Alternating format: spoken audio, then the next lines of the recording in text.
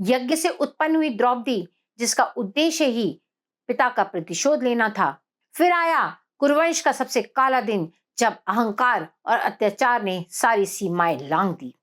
क्यों शब्द बन गए वचन? द्रौपदी तो एक स्त्री थी, कोई वस्तु नहीं थी जिन्हें पांचों पांडव में बांट दिया गया।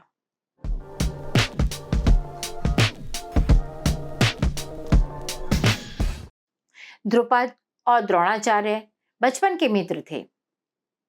द्रोणाचार्य का जीवन बहुत ही गरीबी में बीत रहा था और उधर द्रुपद पांचाल के राजा बन गए थे।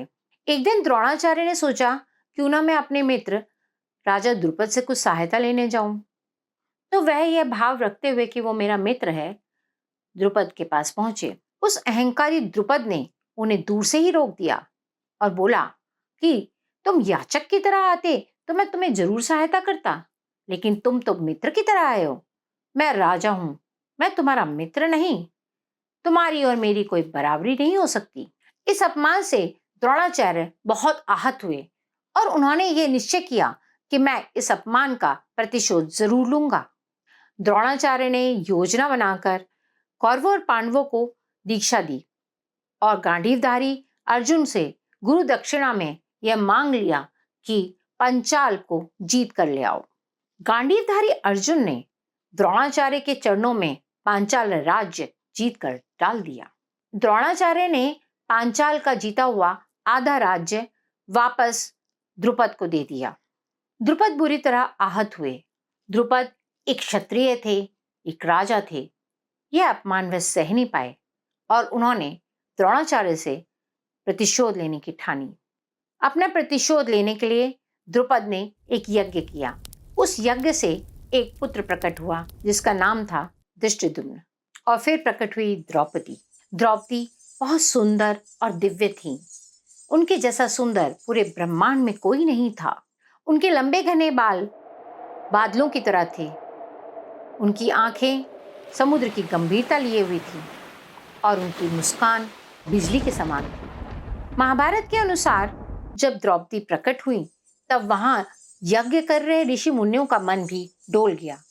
उन ऋषियों का मन जो अपने इंद्रियों को जीत चुके थे, उन्होंने भी जब द्रौपदी को देखा तो वह मंत्रमुग्ध हो गए।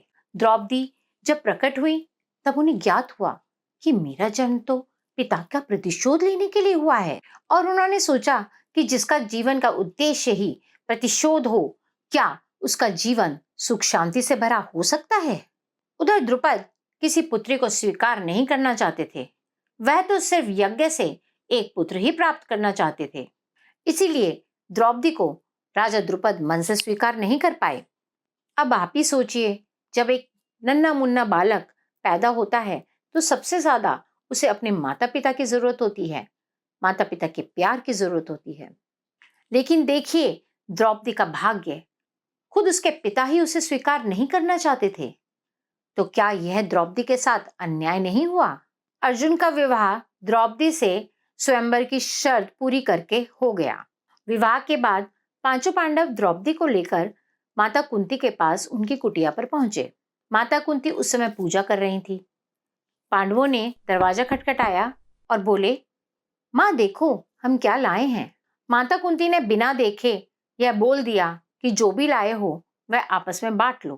क्यों ये शब्द वचन बन गए? क्या कोई स्त्री अन्न फल की तरह आपस में बांटी जा सकती थी? अर्जुन ने उन्हें स्वयंवर में जीता था, तो क्या उनको बांटना उचित था? क्या इन शब्दों का अर्थ बदला नहीं जा सकता था? ये भी तो कहा जा सकता था कि ये शब्द गलती से बोल दिए गए। ये तो एक स्त्री है, जबकि ये बात तो एक वस्तु के बारे में थी। फिर एक बार द्रौपदी के साथ अन्याय हुआ। अब हम बताते हैं कि द्रौपदी के साथ ऐसा क्यों हुआ। इसके पीछे कारण था द्रौपदी को मिला हुआ वरदान। द्रौपदी पिछले जन्म में बहुत सुंदर लड़की थी। इसके बावजूद उन्हें योग्य वर नहीं मिला। उन्होंने शिव की तपस्या की और शिव ने उन्हें वरदान मांगने के लिए कहा। उन्होंने वरदान मांगा कि मुझे ऐसा पति चाहिए जो धर्म परायण हो, कौशल युक्त हो, बलशाली हो, बहुत सुंदर हो और ज्ञानी हो। शिवजी ने कहा, देखो एक ही पति में ये 5 गुण मिलना तो बहुत मुश्किल है, इसलिए अगले जन्म में तुम 5 पतियों की पत्नी बनोगी। फिर आया कुरुवंश का सबसे काला दिन, जब अहंकार और अत्याचार ने सारी सीमाएं लांघ दी। असल में तो महाभारत के युद्ध की नींव उसी दिन ही रख दी गई थी।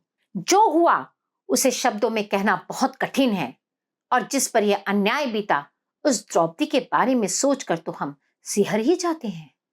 शकुनी और दुर्योधन ने मिलकर द्यूत क्रीड़ा का प्रपंच रचा, और जिसमें युधिष्ठिर एक के बाद एक पांचों भाइयों को दांव पर लगाते रहे। पराकाष्ठा तो तब हुई जब कर्ण ने सबके सामने कहा कि जाओ उस 5 पतियों की पत्नी मृगनयनी पांचाली को सभा में ले आओ। यह सुनकर विदुर बहुत विचलित हो गए और उन्होंने धृतराष्ट्र से अनुरोध किया कि देखिए, इस सभा में आपकी वधू का इतना अपमान हो रहा है और आप मौन हैं। धृतराष्ट्र तो पुत्र प्रेम में अंधे थे, वह मौन रहे और उन्होंने कुछ नहीं कहा। तब दुर्योधन ने दुशासन को बोला कि जाओ उस अहंकारी द्रौपदी को ले आओ। दुशासन द्रौपदी को बालों से खींचकर महासभा में ले जाने लगा। द्रौपदी रोती रही, गिड़गिड़ाती रही।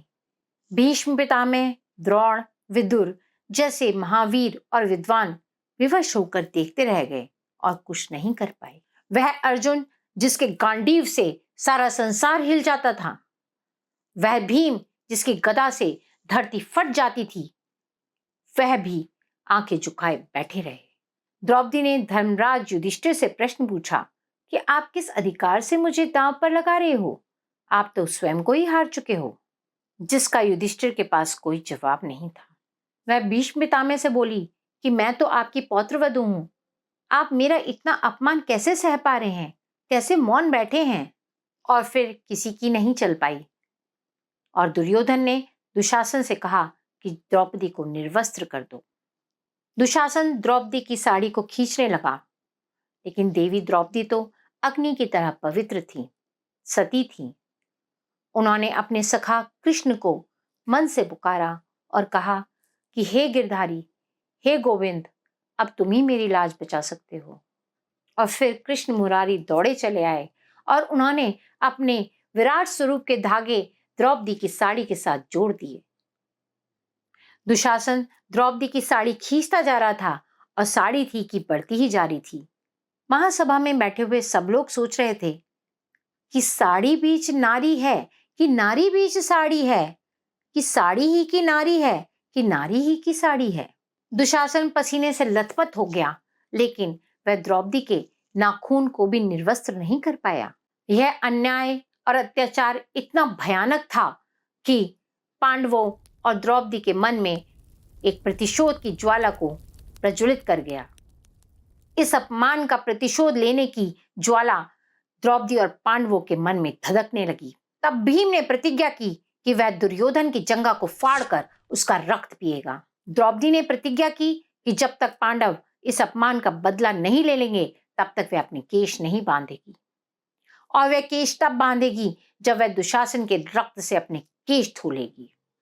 तो इस तरह हुए द्रौपदी पर अन्याय, और यही अपमान और अन्याय के प्रतिशोध के रूप में जन्म हुआ महाभारत के युद्ध का। महाभारत का युद्ध जिसमें कौरवों का समूल नाश हो गया, पर क्या पांडव इस विनाश से अछूते रह पाए? पांडव वंश की, कुरुवंश की क्या हानियां हुई? कैसे महाभारत का युद्ध सबको लील गया? देखिए मेरी अगली वीडियोस में। अगर आपको मेरी वीडियो पसंद आई हो तो please like, share and subscribe जरूर कीजिए। धन्यवाद।